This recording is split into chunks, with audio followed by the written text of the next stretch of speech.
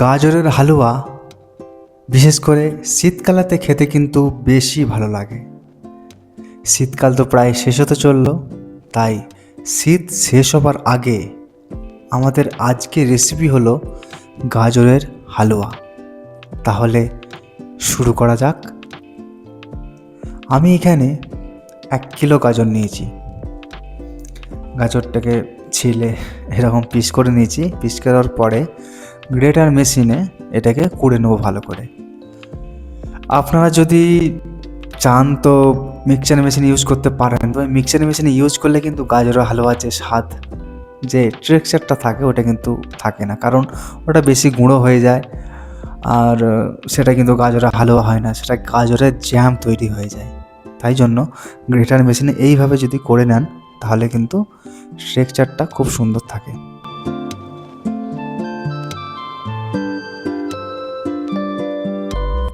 আমি এখানে কিছু ড্রাই ফ্রুট নিয়েছি। ড্রাই ফ্রুট বলতে কিছু নেই, আছে শুধু কাজু বাদাম আর কাঠবাদাম, যাকে বলে অ্যালমন্ড। এইভাবে পিস করে নেবো আগে। পিস করার পরে এরপরে একটা ননস্টিকের প্যান নিয়েছি আমি। ননস্টিকের প্যান হলে সব থেকে ভালো হয়। আপনারা চাইলে প্রেসার কুকারেও করতে পারেন, কিন্তু প্রেসার কুকারে কিন্তু সত্যি কথা বলতে মজা নেই।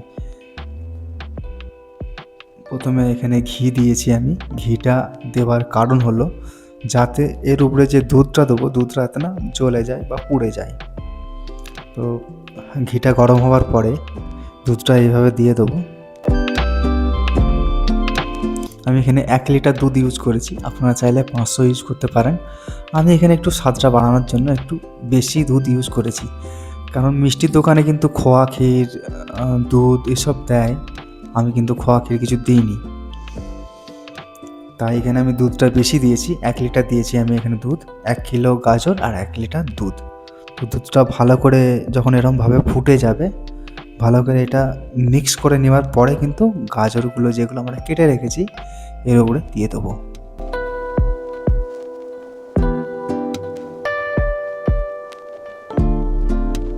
না, দুধটা যতক্ষণ না ফুটছে ততক্ষণ কিন্তু গাজরগুলো দেবেন না, সেটা কিন্তু ভালো হবে না। দুধটা ফুটে যাওয়ার পরে যে গাজরগুলো কেটে রেখেছি ওগুলো দিয়ে দেবো।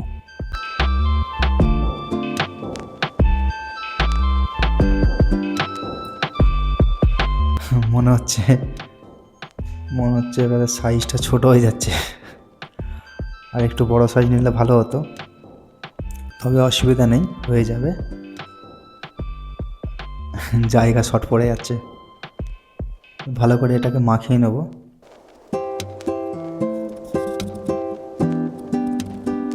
এটা এইভাবে মাখিয়ে নেওয়ার পরে এটাকে ঢাকা দিয়ে রেখে দেবো 10-15 মিনিটের জন্য, রাখলেই হবে।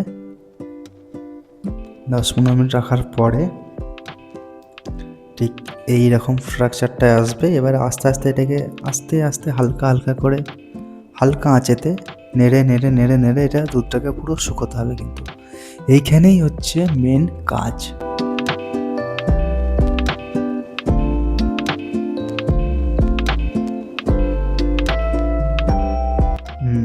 এখানে চিনি ইউজ দিয়েছি, হ্যাঁ বলা হয়নি, চিনিটা কিন্তু প্রথমে দেবো না। যতক্ষণ না দুধের যে মিষ্টি যে ভাবটা যেটা আছে, গাজরের যে মিষ্টি ভাবটা আছে, যতক্ষণ না এটার সঙ্গে মিক্স করে দুধের সঙ্গে গাজরের যে জলটা বেরোচ্ছে ওটার সঙ্গে যতক্ষণ না মিক্স হচ্ছে ততক্ষণ কিন্তু চিনিটা দেওয়াটা উচিত নয়।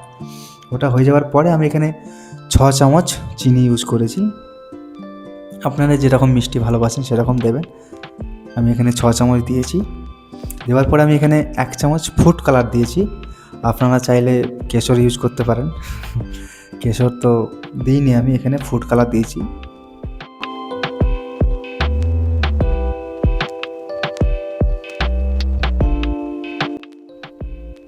কালারটা ঠিক এই রকম আসবে। আমি তো এখানে কেশর ইউজ করিনি, আপনাদের যেটা ইচ্ছা কেশর দিতেও পারেন আর ফুড কালারও ইউজ করতে পারেন, কোনো অসুবিধা নেই। তবে আর্টিফিশিয়াল কালার ইউজ না করাই ভালো, কেশর দিয়ে দেবেন সব থেকে ভালো। এরপরে সামান্য শুকিয়ে যাওয়ার পরে আমি এখানে দিয়ে দিচ্ছি ড্রাই ফ্রুটগুলো যেগুলো আমি কেটে রেখেছিলাম। এখানে আরও বাদাম আপনারা ইউজ করতে পারেন, অনেক রকম বাদাম আছে, পেস্তা, অ্যালমন্ড তো দিয়েছি, কাজু বাদাম। বেশি কিছু কাজ নেই, এবারে শুধু ওই নেড়ে নেড়ে শুকিয়ে দিলেই হবে। কারণ আমি এখানে দুধটা একটু বেশি দিয়েছি বলে আমার টাইমটা বেশি লাগছে, নাহলে নর্মালি টাইম লাগে, টোটাল টাইম 30 থেকে 35 মিনিটের মধ্যে রেডি হয়ে যায়।